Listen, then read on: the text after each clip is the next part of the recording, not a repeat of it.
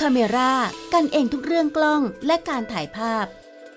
AIS 4G Advanced 4G ที่เร็วที่สุดจาก AIS สำนักงานส่งเสริมการจัดประชุมและนิทรรศการคู่คิดธุรกิจไมซ์เชื่อมไทยสู่ความสำเร็จคุณธนินทร์กำลังจะส่งไม้ต่อให้กับทายาทเพื่อจะมาดูแลเครือ CP ที่คุณธนินทร์สร้างขึ้นมา โครงสร้างใหม่บทบาทคุณธนินทร์เป็นยังไงครับ คือในโครงสร้างเดิมนะครับ จริงๆแล้วผมก็กระจายอำนาจอยู่แล้วนะแล้วผมก็ทำพวกของใหม่ๆครับ คือของใหม่ๆมักจะทีแรกก็ต้องเอาเงินไปดีเซิร์ช ครับ คนก็คิดว่าเป็นขาดทุนต้องเงินศึกษาดีเซิร์ชนะฮะกว่ามันจะเข้ารูปเข้ารอยเนี่ยนะกว่าจะมันสำเร็จมันต้องมีช่วงระยะเวลา ครับ นะฮะระหว่างเรียนอยู่ก็ต้องเสียค่าเราเรียนบ้าง ใช่ครับ นะฮะอันเนี้ยมักจะผมจะไป ทำเองไปเริ่มเอง แล้วก็ไปเสี่ยงเอง แล้วก็ไปแย่ดูว่าน้ำมันร้อนหรือว่าเย็น ครับถ้าสำเร็จ ครับ นะฮะถ้าไม่สำเร็จก็ถูกต่อว่าบ้าง แต่ไม่เป็นไรไม่หนักนะครับ แต่ถ้าให้คนที่ยังอาวุโสไม่ถึงมันก็ต้องมีคนห่วงใยว่านี่เอาเงินไปผันหรือทำให้บริษัทเสียหาย ครับ นี่คนอย่างนี้เราก็ไม่ถือสารเพราะว่ารักบริษัท ครับ ถ้าไม่รักเขาก็ไม่ห่วงหรอก ใช่ครับ ใช่ไหมฮะยิ่งรักมากก็ยิ่งห่วงมากที่เป็นธรรมชาติ ครับ ท่านอะไรที่คนรักบริษัทนะฮะแล้วมีพลังด้วยก็ต้องคนผู้นำเบอร์หนึ่งไปทำ ครับ ถ้าเอาเบอร์สองเนี่ย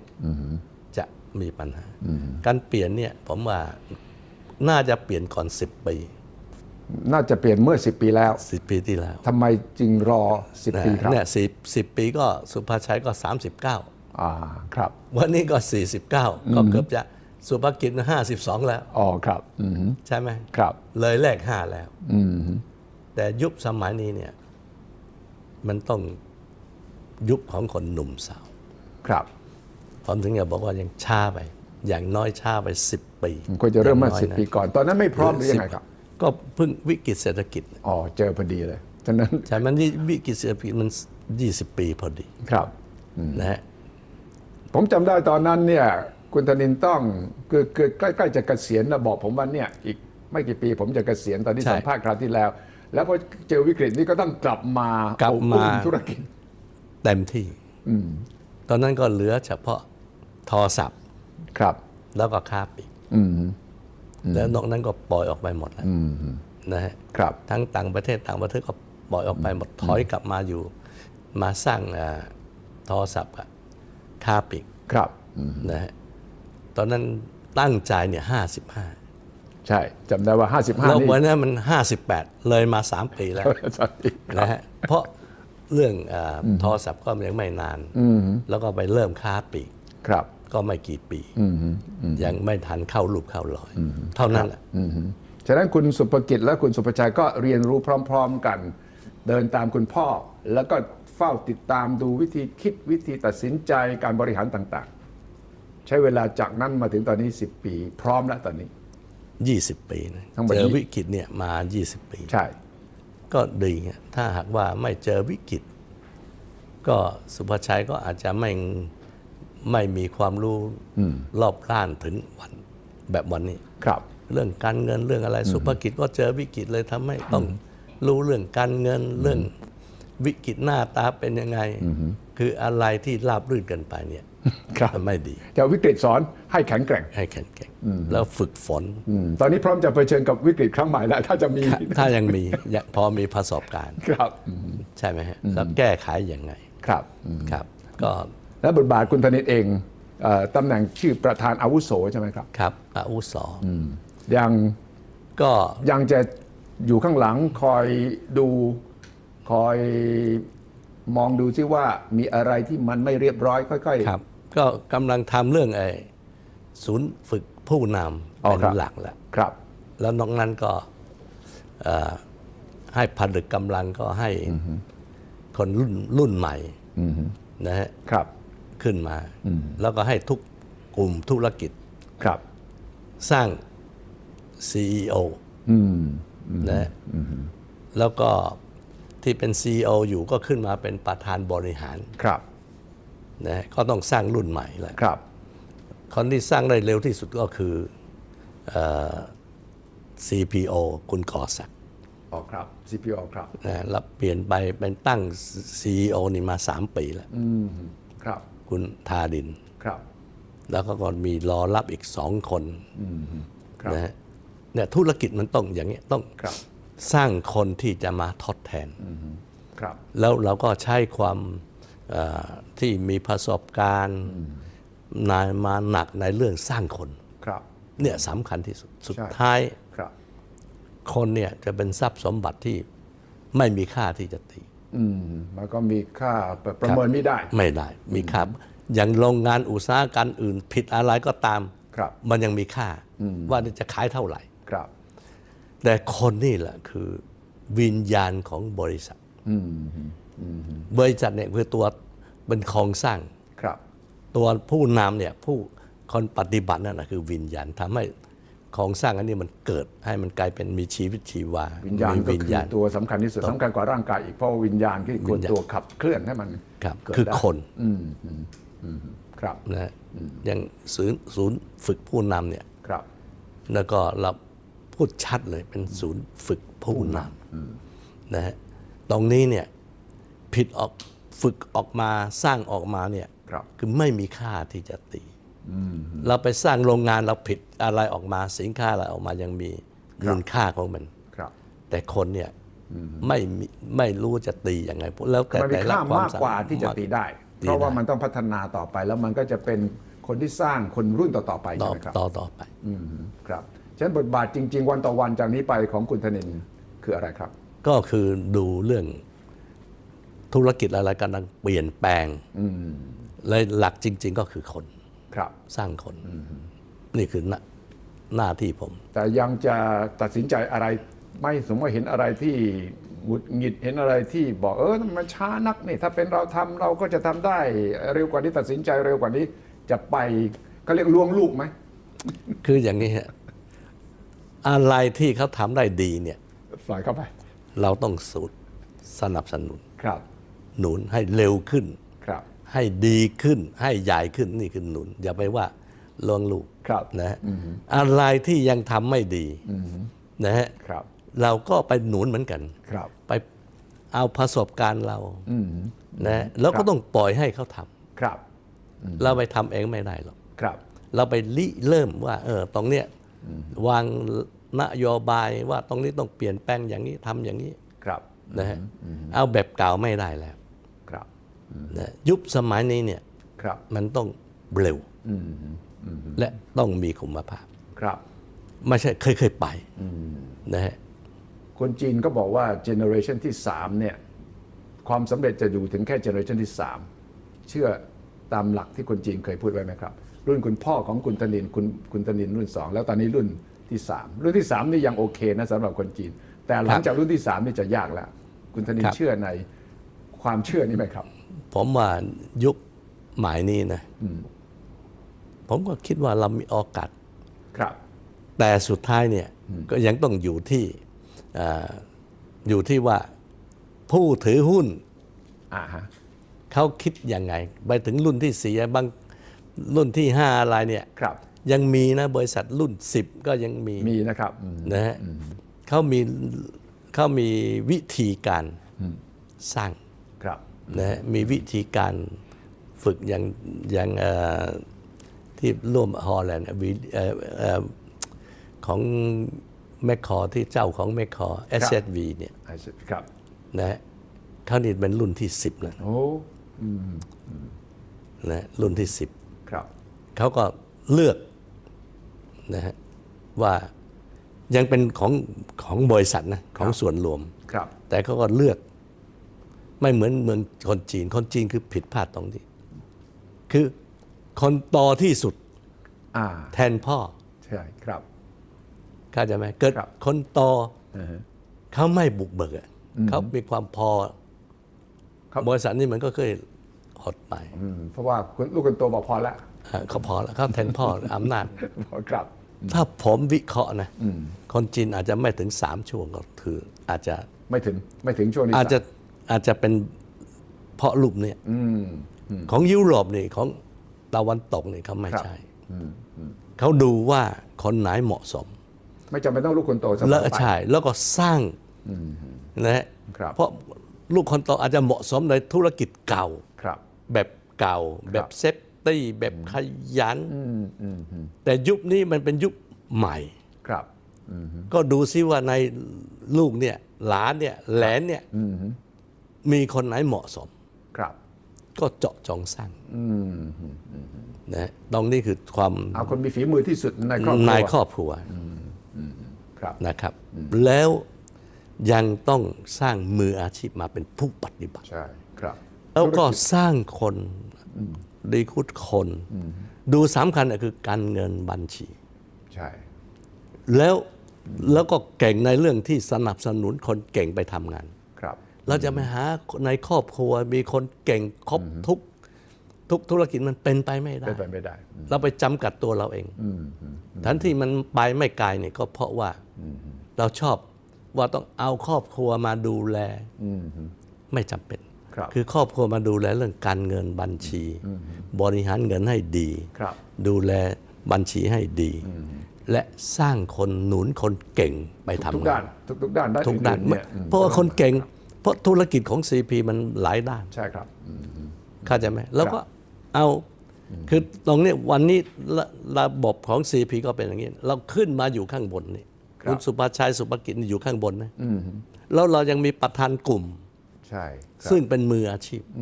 และ CEO ที่จะดูแล อ่า ทางด้านต่าง แล้วเราก็เพียงแต่มาส่งเสริมหา ครับ ประธานกลุ่มและส่งเสริมสนับสนุนประธานกลุ่ม ครับ ไปสนับสนุน CEO แล้วก็เคยศูนย์กลางเนี่ยคือการเงินบัญชี ๆครับ ต้องไปจากทางศูนย์กลางแน่นอน ครับถ้าในระดับประธานบริหารกลุ่มเนี่ยจากนี้ไปยังต้องให้คุณธนินสัมภาษณ์ไหมยังต้องดูโหเฮงไหม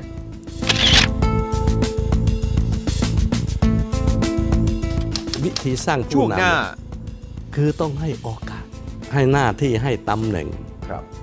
นะให้รายได้ ครับ ยังไม่สามารถให้โอกาส คือเมื่อถ้าเป็นพระรองอยู่เรื่อยเนี่ย ไม่เคยเป็นพระเอกเนี่ย ครับ เขาเก่งยังไงก็แสดงไม่ออก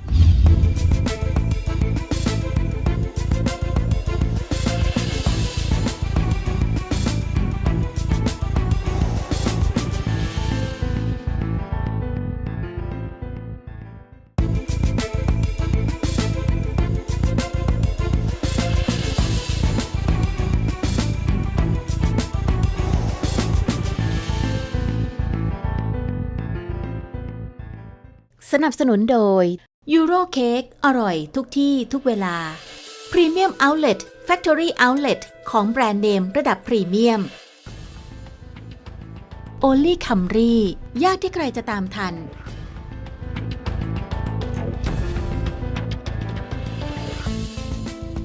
ถ้าในระดับประธานบริหารกลุ่มเนี่ยจากนี้ไปยังต้องให้คุณธนินสัมภาษณ์ไหมยังต้องดูโหเฮงไหม นี่ไม่กำลังสร้างรุ่นหนุนไม่ต้องดูโงเฮงดีกว่า เอาอย่างนี้วันนี้ ครับ นะวิธีเราสร้างคนหนุ่มเนี่ย ครับ นะเมืองไทยเนี่ยผมเอาพวกนายกสมาคมของแต่ละโรงเรียน ครับ หรืออุปนายกหรือหัวหน้าชั้น หรือหัวหน้าห้อง ครับ พวกที่มีคืออย่างเงี้ยพวกเนี้ยที่อยู่ท็อปครับ เพราะปีหนึ่งเนี่ยเมืองไทยจบ 400,000 กว่าคน ใช่ ถ้าผมต้องการเพียงปีละเข้ามาฝึกที่จะไปเป็นระดับสูงเนี่ย ครับ ว่าปีหนึ่ง1,000 คน2,000 คน ครับ ถ้า 400,000 กว่าคนเนี่ยถ้า 1%ก็ 4,000 คน4,000 คนแล้ว 4,000 ครับ 1%ท่านผมต้องการ 2,000 คนก็ยังไม่ถึง ครึ่งเปอร์เซ็นต์ ครึ่งเปอร์เซ็นต์ ซึ่งหาไม่ยาก หาไม่ น่าจะ ยาก มี น่าจะ มันสมองเลยนะครับระดับมันสมอง มันสมอง เลยครับ คือคนที่เป็นนักเรียนเป็นผู้นำได้เนี่ยคือจิตใจต้องกว้างเอื้อเพื่อ คบกับใครก็ได้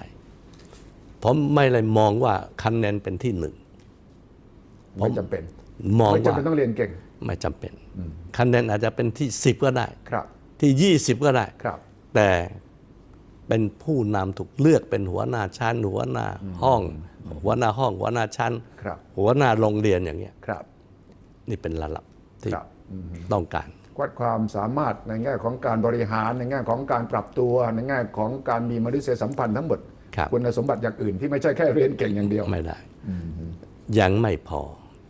ศูนย์ฝึกผู้นำของเราเนี่ยเอาของจริงให้ทำ ครับ แล้วก็สร้างวิธีสร้างผู้นำเนี่ยคือต้องให้โอกาส ครับ ให้ตำแหน่ง ให้หน้าที่ให้ตำแหน่ง ครับ นะให้รายได้ ครับ ยังไม่สำคัญให้โอกาสคือเมื่อถ้าเป็นพระรองอยู่เรื่อยเนี่ย ไม่เคยเป็นพระเอกเนี่ย ครับ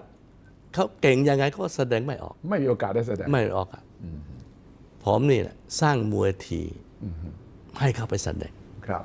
ว่าแล้วก็ก่อนที่จะให้เขาไปแสดงเนี่ยวันเนี้ยที่ผมกำลังสอนอยู่เนี่ย ครับ ให้เขารู้บัญชีการเงิน การจัดซื้อบุ ครับ คคล ครับ นะฮะประชาสัมพันธ์นะฮะให้ครบ ครับ ถ้าโรงงานด้วยเราก็มีโรงงานเราก็ไปฝึกให้เขารู้จักการบริหารการจัดการผลิต ครับ ฝึกให้เขารู้เรื่องโลจิสติกส์นะฮะให้เขารู้เรื่องเทคโนโลยีต่างๆของโลก ครับ นะแล้วก็ให้เขาไปทำให้บริษัทเล็ก ครับ ๆ คุณลองไปทดลองดูสิลองถูกลองผิดไม่เป็นไร ครับ แต่ผิดแล้วต้องรู้ว่าผิดแล้วก็แก้ตัวได้ ครับ คือเราคุณสุทธิชัย ครับ เสียค่าเราเรียนเราทุกคนเสียค่าเรียน ทุกคน มา เสียค่าเรียน รวมทั้ง อยู่แล้วครับ คุณสุทธิชัยผมด้วย ต้องเสีย ไป ค่า เรียนหนังสือก็ต้อง ใช่ เสียค่าเราเรียนใช่ไหม ใช่ครับ แล้วไม่มีคนไหนไม่ทำผิด ใช่ ทำมากก็ผิดบ้างตามเปอร์เซ็นต์ ครับ ไม่ทำไม่ผิด ครับ ทำน้อยก็ผิดน้อย ผมอยากจะให้ทำมาก ครับ แต่ผิดอยู่ในขอบเขตที่ถูกต้องที่รับไหวที่ปกติ ครับ คนอย่างนี้ถึงจะเก่ง เพราะตัวเราเองก็ทำผิดมาถึงมามีวันนี้ นอกจากไม่ผิดไม่ทำก็ไม่ผิดนะ ใช่ครับ หรือเป็นเทวดาไม่ผิด ครับ ครับ ท่านเราเข้าใจเราเข้าใจคนที่จะสำเร็จเนี่ย ครับ ต้องให้โอกาสเขาแล้วให้เขาไปเจออุปสรรคยิ่งเยอะเท่าไหร่เจอปัญหายิ่งเยอะเท่าไหร่ยิ่งเก่ง ครับ ถ้าไม่เจอปัญหาเลย ทุกอย่างราบรื่น แม้ว่าสองคนนี้ฝาแฝดหรือเก่งเท่ากันจริง ๆ นะครับ แต่อีกคนหนึ่งมีโอกาส เจอปัญหาอีกคนหนึ่งไม่เคยมี ผมว่าคนที่เจอปัญหาหนักๆในบ่อยๆเนี่ย ครับ เก่งกว่าคนที่ไม่เคยเจอปัญหา ครับ แต่เจอแล้วเขาต้องแก้ได้ ครับ น่าจะฝึกฝนให้เขาเนี่ยยิ่งเก่งท่านั้นต้องให้เขาทำ ครับ ไม่ใช่เรียนแต่หนังสือมัวแต่เป็นผู้ช่วยเป็นรองอย่างเงี้ย ครับ ไม่มีโอกาสผมสร้างให้ทุกคนมีโอกาส แล้วถ้าคุณไม่ไหวเราก็รู้แล้ว ใช่ครับ เข้าใจไหม ครับ แล้วอย่างดูเหงาแห้งเนี่ยรู้ได้ส่วนหนึ่งเท่านั้น ส่วนหนึ่งเท่านั้น แต่จิตใจเราดูไม่ออกหรอก ใช่ครับ จิตใจ ฉะนั้นโง่เฮงกี่เปอร์เซ็นต์ เหงาแห้งเพียงแต่ดูหลักใหญ่ๆเท่านั้นว่านี่คนนี้ราบรื่นไหมจิตใจกว้างขวางไหม ครับ พอจะรู้แค่เนี้ยจะไปรู้ลึกๆจริงๆเนี่ยมันเป็น ไม่ ได้ ได้ เพราะมีคนบอกว่าคุณธ ถ้า นิน อย่างนี้ มี ก็เป็นเทวดาแล้วล่ะ จะรู้หมดคุณมีคนบอกว่าคุณธนินมีสินแสพิเศษมานั่งประกบเลยดูโง่เฮงโดยเฉพาะผู้บริหารใหม่ที่จะมาสมัครงานเนี่ยต้องให้สินแสคนนี้ดูก่อนเลยว่าได้ไม่ได้ นั่นลาสมัยไปแล้ว ว่าสมั เข้าย ใจไหม เป็น ลาสมัยไปแล้ว ครับ ยุคสมัยใหม่แล้วสุดท้ายเนี่ยจริง ๆ แล้ว ครับ ยังต้องไปสัมผัสให้เขาทำงาน ใช่ นั่นแหละคือของจริง ใช่ครับ แล้วเขามีใต้บังคับบัญชาเขาปฏิบัติกับใต้บังคับบัญชาเขายังไง ครับ ข้างล่างนับถือเขาไหมเขามีจิตใจให้ไหมนะแต่มีเห็นแก่ตัวไหม ครับ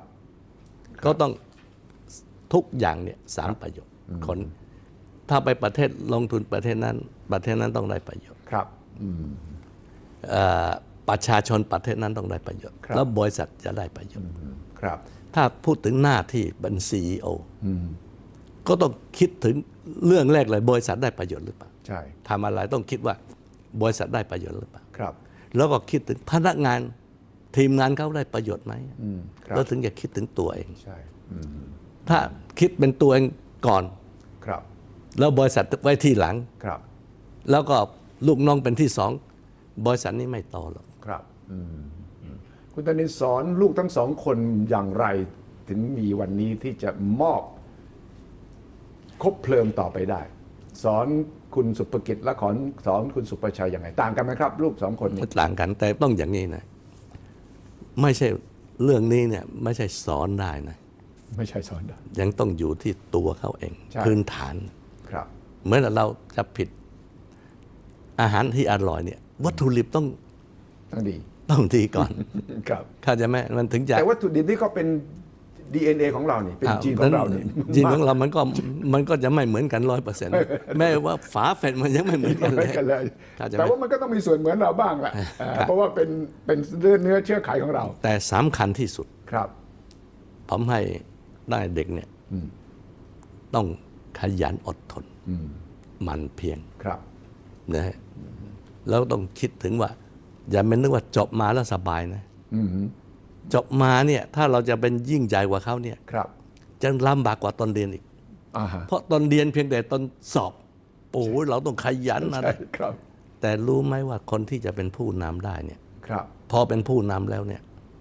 ไม่มีใครมาบังคับเราทำงาน ใช่ เราต้องทำตัวเองบังคับตัวเอง ครับ เหมือนกับตอนที่เรียนเนี่ยสอบทุกวันอย่างเงี้ย ใช่ สมัยก่อนมันเทอมหนึ่งสอบครั้งหนึ่ง สอบครั้งหนึ่งใช่ แต่พอมาเป็นผู้นำแล้ว สอบทุกวัน ต้องสอบทุกวัน ครับ นี่ต้องถ้าบังคับตัวเองไม่ได้คนนั้นจะเป็นผู้นำไม่ได้ เพราะไม่มีใครมา ไม่มี สอบเราแล้ว ใช่ครับ นะเขาจะไม่มีใครมาบังคับเราแล้ว ครับ ถ้าเราบังคับตัวเองไม่ได้นะฮะเรื่องขยันเรื่องอดทน ครับ เรื่อง ซื่ ความ สัต พยายาม อดทนความพยายามทั้งหมดนี้เราสอนตั้งแต่เด็กใช่ไหมครับ ใช่ต้องไว้ตั้งแต่เด็กให้เข้าใจ อันเนี้ยสำคัญมาก ครับ แล้วต้องซื่อสัตย์สุจริต ครับ ต้องเป็นคนดีเป็นคนพูดอะไรต้องพูดตรง ครับ โกหกไม่ได้ ครับ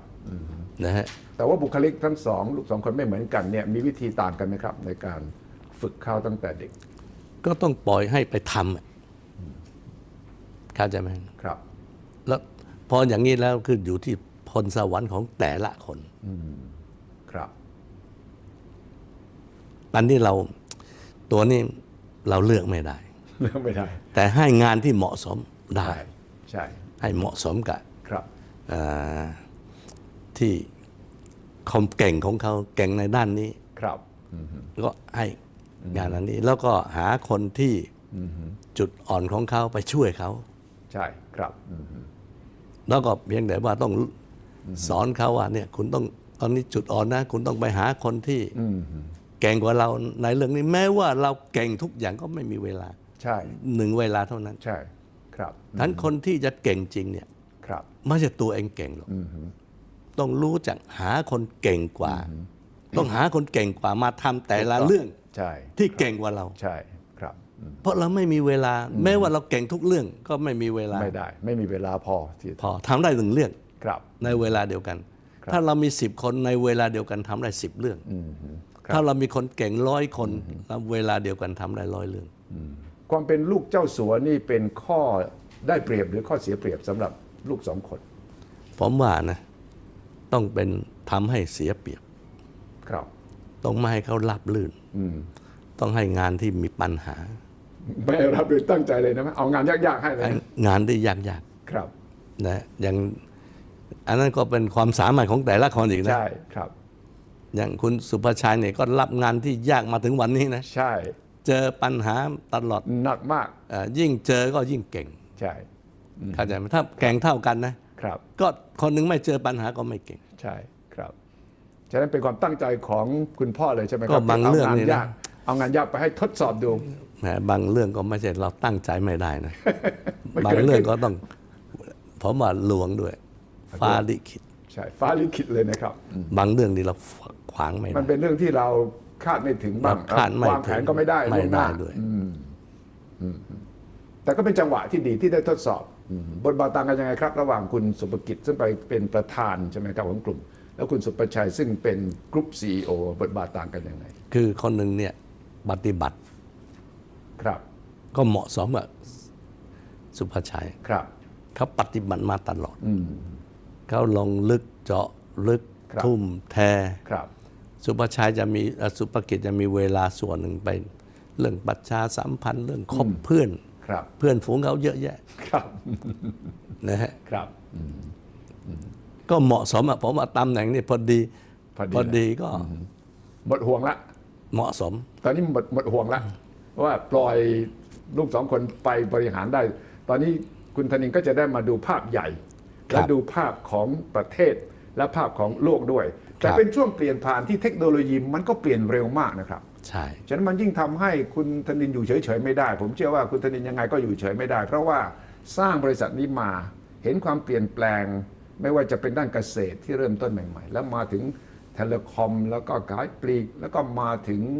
ตอนนี้รถยนต์ทำเกือบจะทุกอย่าง แต่ว่ามันเป็นช่วงสักตอนเริ่มใหม่ๆ ผมจำได้คุยกับคุณธนินเนี่ยความเปลี่ยนแปลงมันก็ยังเกิดขึ้นสัก3 ปี 5 ปีอีกครั้งนะครับ ครับ เราเห็นแนวโน้มเปลี่ยนเราก็มานั่งวางแผนได้ สมัยก่อนยั ครั ง บ พูดถึงแผน 5 ปีได้ สมัยนี้มันไม่ใช่ละมัน ครับ เกือบจะทุกไตรมาสเกือบทุก 6 เดือนเนี่ยมันมีเรื่องใหม่ๆคุณธนิน ครับ ทำยังไง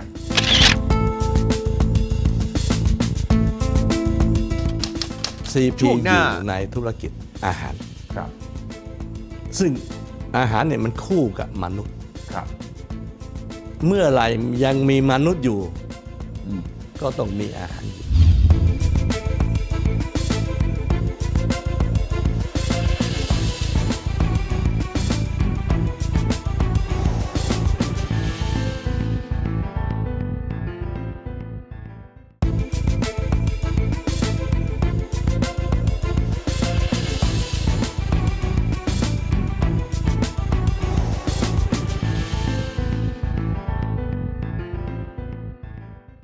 สนับสนุนโดย New Mitsubishi Pajero Sport แรงสะใจแค่ไหนคุณต้องลองเอง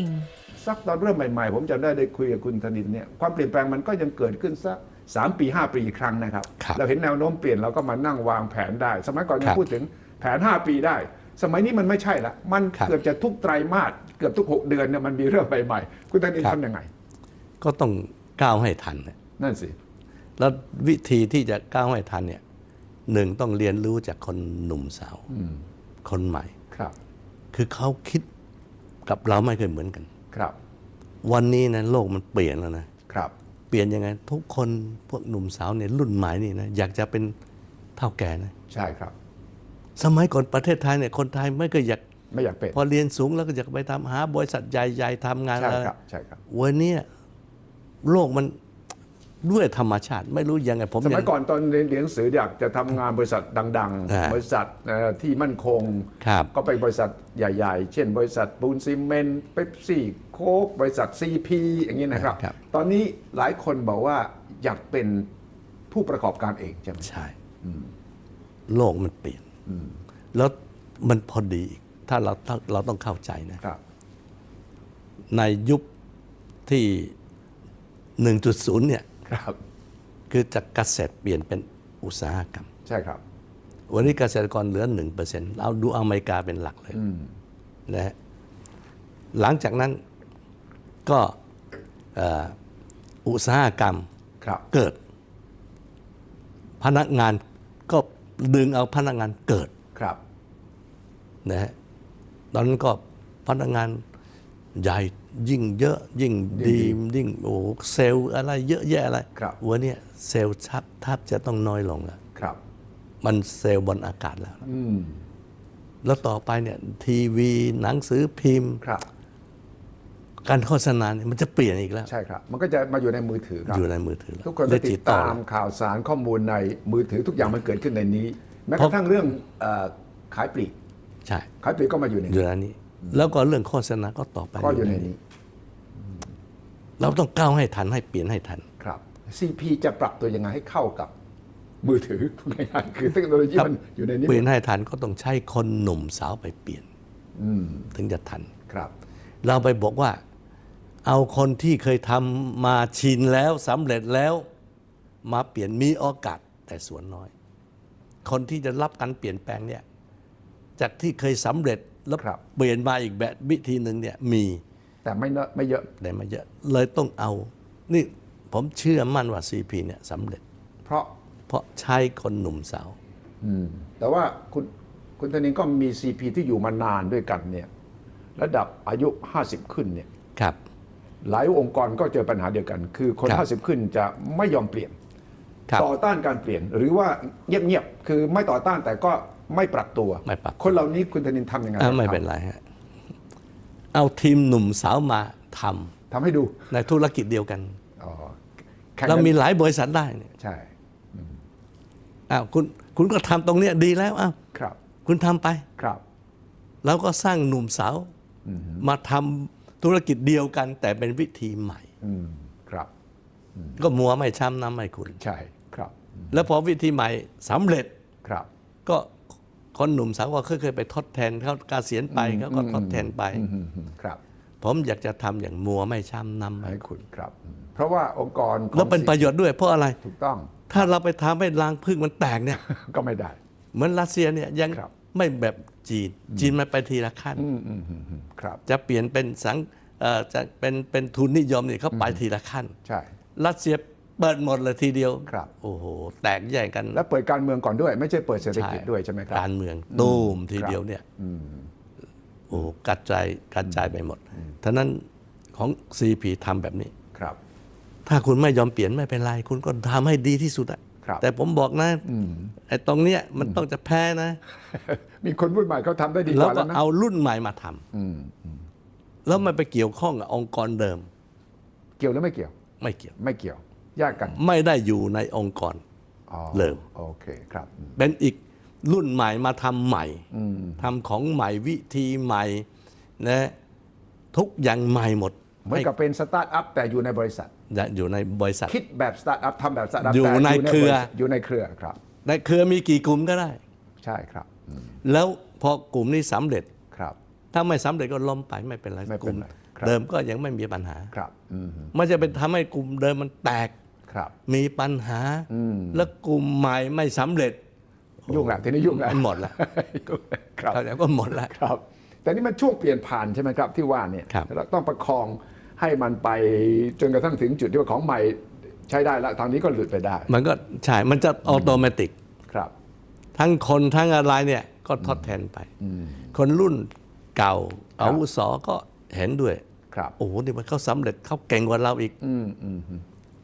ใช่ไหม ไม่ไปขัดขวางคนรุ่นใหม่นะ ไม่อะไรไม่อะไรอยู่ในตำแหน่งไม่ได้อยู่ใน สั่งไม่ได้โดยตรงไม่ได้สายต ไม่ รง ได้ไม่ได้สายตรงเรามีสายใหม่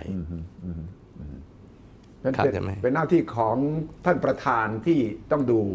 ว่าจะขยับตรงไหนยังไง ใช่แล้วอย่างเงี้ยผมจะเข้ามาวุ่นวายแล้ว ก็มาวุ่นวายแล้ว ไอ้เรื่องที่ อ่าฮะ ของใหม่อะไรเราจะไปก้าวไกลนะไอ้ของเก่าเขา ครับ แล้วจะก้าวไกลของเก่าเนี่ย ครับ วันนี้เราก็ใช้วิธีผลึกกำลัง ครับ ไม่ได้ละคุณต้องมาสามัคคีกันละ ครับ ต้องมาผลึกกำลังละไม่ใช่ทำซ้ำซ้อนกัน ครับ นะฮะใช้พลังของแต่ละธุรกิจให้อะไรที่ผลึกกันได้มาผลึกกัน ครับ แต่นี่คือเรื่องหนึ่งเรื่องเก่า เรื่องใหม่นี่ก็เอาเด็กรุ่นให รุ่ ม่ นใหม่มา คิดใหม่ทำใหม่ ทดลองผิด ระบบใหม่ ผิดก็ไม่เป็น ไม่เป็น ไร ไรเพราะอย่างน้อยสุดก็มีการทดลองให้ ท รู้ ดล ว่า อง ผิด นี่คือ ครับ ดีเซิร์ช ใช่ research นั่นแหละคือเงินดีเซิร์ชต้องเข้าใจต้องแยก ครับ ฉะนั้นในแง่ภาพรวม CP กับเทคโนโลยีเนี่ยคุณธนินมองว่าเทคโนโลยีมากระทบ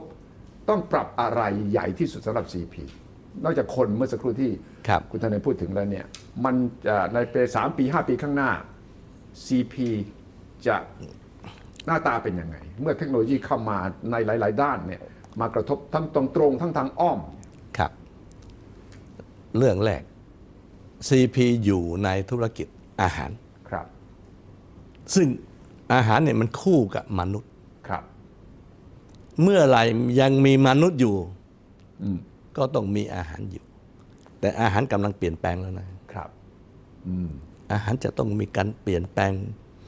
นะไอ้มันรุ่นใหม่นี่แปลกมากนะครับ ไม่เคยชอบกินหวานด้วยนะอัตโนมัติ ถู นะ กต้อง แต่พวกรุ่นใหม่เนี่ย ถูกต้องครับ ไอ้ รุ่นเก่านี่ชอบกินหวาน ใช่ครับ ของหวานอะไรต้องหวาน ใช่ครับ เอ๊ะรุ่นใหม่นี่กาแฟ ไม่ ผมหวานไปแล้ว เพราะสุขภาพ เพราะว่ามัน ไม่รู้ มี เขา การตื่นตัวเรื่องสุขภาพครับ ใช่ไม่รู้เขาแล้วก็กินหน้าออกไก่เนี่ย เราจะกินน่องไก่กินมีมันติดมัน คอเลสเตอรอล คนรุ่นใหม่นี่นะเขาไม่เอาละ ใช่เขาบอกคอเลสเตอรอลสูง เพราะว่ามีงานวิจัยทางด้านการแพทย์มา ฉะนั้นเราก็ต้องปรับตัวตามนี้ เราก็ต้องปรับตัวแล้วเลยเฉพาะเนี่ยเรื่องเนี้ยคือความสำเร็จของ CP คือคิดก่อน วิจัย แล้วก็ คิด ทำก่อน ครับ เราตั้ง 4-5 ปีแล้วนะครับ ร่วมกับลูปอง5 โครงการ ครับ ทำเรื่องอาหารนะฮะ ครับ เพราะลูปองเขาเปลี่ยนเกษตรถึงอาหาร ครับ แล้วก็ไบโอเทคโนโลยีที่ไปโตแคมีเขาก็ไปอีก ครับ วันนี้เขาแยกแล้วนะครับ แยกเกษตรถึงอาหารแยกออกมา ครับ ตัวเนี้ยคือดีเซตสูงแต่อนาคตแต่พวกที่พวกเป็ดโตแคมีอะไร พวกนั้นเขายังกำลังสนุกอยู่กำลังกอยเงินอยู่ ครับ ก็อยากจะให้แยกเพราะว่าไม่เอาต้องไปดึงดึงกำไรเข้ามา ใช่ครับ มาลองมาวิจัยในลู ครับ ป้องวันนี้ก็แบ่งเป็น2 ส่วน ครับ นะฮะ CP เนี่ย ครับ เรื่องเนี้ยก้าวทัน เรื่องหุ่นยนต์ อ่า โลกเปลี่ยนแปลง ครับ เครื่องจักรต้องอัตโนมัติผมถึงก็บอกว่า3 สูง 1 ต่ำ 3 สูง 1 ต่ำ 1 สูงเนี่ยคือเราต้องใช้เครื่องจักรที่ทันสมัยที่สุด ลงทุนสูง ครับ แต่ประสิทธิภาพสูง ต้องเข้าใจนะวันนี้เนี่ยไฮเทคโนโลยีเนี่ย ครับ ผิดสินค้าออกมานอกจากดีแล้วราคายังถูก ใช่ ใช่ ถ้าเทคโนโลยีเก่าเนี่ย ครับ ต้นทุนมันจะสูงนะแล้วคุณภาพก็ไม่คงที่ ครับ นี่สำคัญ ฉะนั้นด้านอาหารนี่ทาง CP ได้มองไปอนาคตแล้วก็ได้เตรียมการวิจัย เพื่อจะรองรับกับคนรุ่นใหม่ หรือว่าแนวโน้มพฤติกรรมผู้บริโภคใหม่แล้ว ครับ เราร่วมฮาร์วาร์ดไป 2 ปีแล้ว ครับ เงินดีเซอร์กับร่วมกับมหาวิทยาลัย4 โครงการ ครับ นะดีเซอร์ถึงอาหารสุขภาพนี่สำคัญมาก ครับ ดีเซอร์เรื่องพันธุ์หมูทำยังไงต่อไปเนี่ยมันน้อยเนื้อมาก มันเนื้อ โตเร็ว อ่า แล้วยังไปถึงดีเซอร์ไปถึงเรื่องต่อไปน้ำมันหมูเป็นโอเมก้า3 อ่า คุณกินไปแล้วมันทั้งอร่อยทั้ง ทั้งมีประโยชน์ ถ้าเป็นประโยชน์ อัน ไม่ นี้ เห คือ ม็น เอา ข้าว ผลวิจัยทางแพทย์มาสนับสนุนด้วย ใช่ ครับ แล้วฮาร์วาร์ดเขาประกาศนะเขาบอกว่าในประวัติศาสตร์ฮาร์วาร์ดเนี่ย ครับ เรื่องไบโอเทคโนโลยี CP เป็นคนแรกเรื่องอาหารมาร่วมกับเขา โอ้ ครับ นอกนั้นเพียงแต่ยา ใช่ ใช่ บริษัทยาไปให้เงินดีเซิร์ตอะไรกับเขา ครับ มี CP ที่เป็นบริษัทอาหาร ครับ แล้วมาร่วมวิจัยและสนับสนุนทำเรื่องอาหาร ครับ แล้วก็ทำยังไงให้อาหารไม่ต้องใช้ยาไม่พวกเลี้ยงสัตว์ไม่ต้องใช้ยา ครับ ก็ต้องมาเรื่องยีน ศึกษาเรื่องยีน ครับ นะฮะศึกษาพวกวัตถุดิบ ครับ นะฮะท่านั้นตรงนี้เนี่ย CP ทำไปตั้งนั่นกับลูป้องนั่งเกือบ5 ปีแล้วอันนี้2 ปี อันนี้ แล้ว คือทำไว้ล่วงหน้าแล้ว ฉะนั้นพร้อมจะรับ คนอื่นยังไม่ได้ท อืม ำนะเราทำแล้ว ครับ กับเทคโนโลยีที่สูงสุดของโลกนะแล้วก็หุ่นยนต์ เราก็กำลังคุยกับ MIT โอ้ครับอ๋อไปถึง MIT เลยครับ MIT นะฮะว่าเพราะเราเกี่ยวข้องกับหุ่นยนต์มาก ครับ ยิ่งเกษตรกร ยิ่งเกษตร ยิ่งอุตสาหกรรม ยิ่งต้องใช้หุ่นยนต์ ครับ เพราะอะไร วันเนี้ยคนไทยไม่อยากเป็นคนงานแล้วนะ ไม่อยากเป็นคนงานละ ไม่อยากแล้ว ครับ โรงงานนี่หาคนไทยมาเป็นคนงานไม่ได้ ทีแรกก็ไม่อยากเป็นแม่บ้านก่อน ครับ คนใช้ในครัวเรือนก่อน ครับ แล้ววันนี้ลามมาถึงไม่อยากเป็น คนงาน คนงาน ในโรงงาน ในโรงงานนะฮะท่านี้โรงงานเนี่ยดูสิต้องไม่ใช่พม่าก็คำแมน ใช่ ครับ ทั้งนั้นเลยนะ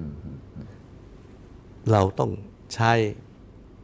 หุ่นยนต์มาทดแทน ต้องก้าวให้ทัน ครับ นะมิฉะนั้นเนี่ยพอพ พม่ามันเจริญขึ้นมานี่คนพม่ากลับไปแน่นอน ใช่ครับใครอยากจะไปอยู่กับ โรงงาน อยู่ห่างพ่อแม่ห่างลูกเมีย ครับ ภาษาก็ไม่เคยรู้เรื่องนะฮะนี่แน่นอนหนีไม่พ้นท่านั้นวันนี้CPก็เตรียมล่วงหน้าก่อนแล้ว ครับ แล้วก็ดีเซิร์ชแล้วนะฮะทำจริงแล้ว ครับ อย่างโรงงานที่เบลเยียมเราผัดหนึ่งเพียงใช้ 7 คน โรงงานอะไรครับ อาหารผิดอาหาร พัดนึงมี7 คนเท่านั้นเอง ทำผัดละ3 ผัดก็เพียง21 คนอัตโนมัติหมดรวมทั้งรถยกเนี่ย ครับ ก็ไม่ต้องมีคนขับ อัตโนมัติหมดแล้ว รถยกนี่ง่ายกว่ารถเก๋งที่ไปขับถนนอีก ใช่ครับ นะแล้ววิ่งไม่ชนใครแน่ ใช่อยู่ในโรงงานนี่ อยู่ในโรงงานแล้วคีย์ไอ้โปรแกรมให้เขาแล้วก็วิ่งตาม ใช่ โปรแกรมแล้วก็ DC วันนี้เนี่ยไม่ต้องเอารถยกไปคอมพิวเตอร์คอนโทรล ไม่ต้องละ ไม่มีทางไม่ต้องมีถนนกว้างละ ครับ สูงไม่เปลืองแอร์ ครับ นะฮะอันนี้ไว้ผมต้องเคยดูหนังเรื่องที่ผมถ่ายมาของ CP หรือเปล่าเนี่ย ยังครับ จะได้ขอดูครับ ต้องดู ก็คือ1ก็คือเรื่องอาหารนี่เราก็เข้าไปสู่การวิจัย 4.0 ละ 4.0 แล้วเรื่อง ครับ หุ่นยนต์ หุ่นยนต์ แล้วก็ไปจับมือกับ MIT แล้วเราก็เริ่มใช้แล้วใน ไล่ใช้แล้ว กระบวนการผลิตบาง เรา ด้าน ใช้แล้ว เราใช้แล้ว นะฮะโรงงานก็ใช้ ครับ เกษตรก็ใช้ ครับ เกษตรหุ่นยนต์ก็ใช้แล้ว ครับ เพราะหุ่นยนต์เนี่ยจะแน่นอนนะฮะแล้วไม่เหนื่อย ครับ แล้วตรวจได้24 ชั่วโมง ใช่ ไฟหมดก็ไปชัด ไม่มีการบ่นไม่มี OT ไม่ต้องบ่น ไม่มี แล้วแม่นยำถ้าก็ไปตรวจไก่ ถ้าเราใช้คนเนี่ย ครับ 8 ชั้นนะชั้นละ 4 ชั้น ครับ สองชั้นชั้นละ4 ชั้นมัน8 ชั้น ครับ ถ้าใช้คนไปดูมันต้องก้มขึ้นก้มลง ใช่ นะหุ่นยนต์นี่เดินไปดู2 ข้างเลย ครับ มีกล้องอยู่4 ตัว แล้วบันทึกไว้หมด บันทึกไว้หมดนะฮะว่าน้ำขาดไหม ครับ อาหารพอไหม ครับ และสำคัญที่สุดกายมีตายไหม ใช่ ถ้าเอาคนไปดูยังดูไม่ออกนะบางทีมันเน่าในนั้นแล้ว ใช่ครับ เพราะมันนอนอยู่มันอีก3 ตัว ใช่ครับ บางอยู่ อันนี้เขาใช้แสงเดินไปเดินมามีช่องว่าง มันก็ยังไงก็ต้องเจอ ใช่ครับ ที่อุณหภูมิมันเย็น ครับ ส่องไปปั๊บมันเย็น ครับ มันก็มักไว้ละชั้นไหนแถวไหนคนเลี้ยงก็ง่ายดูที่คอมพิวเตอร์ ครับ แล้วก็ไปละไปหยิบกายตายออกเท่านั้น โดยอัตโนมัติเลย โดยไม่ต้องมีคนสั่งด้วย ไม่ต้องมีคนสั่งด้วย โปรแกรมเอาไว้มันก็จะทำหน้าที่ มันก็ ของ ทำหน้าที่ ครับ แค่นี้หุ่นยนต์ก็ทำหน้าที่นี้ แล้วนอกนั้นเนี่ยก็อัตโนมัติ ครับ ทั้งปอกเปลือกไข่ทำแยกไข่แดงไข่ขาวทุกอย่าง ครับ ไม่ใช่คน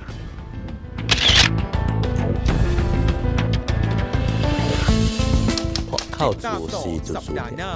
ผลผิดมันจะสูง ใช่ครับ ผลผิดมันจะมากท่านี้ก็จะเกิดการขายแล้ว การขนส่งแล้ว ครับ นั่นแหละ อาชีพ การบริการแล้ว เกิด ครับ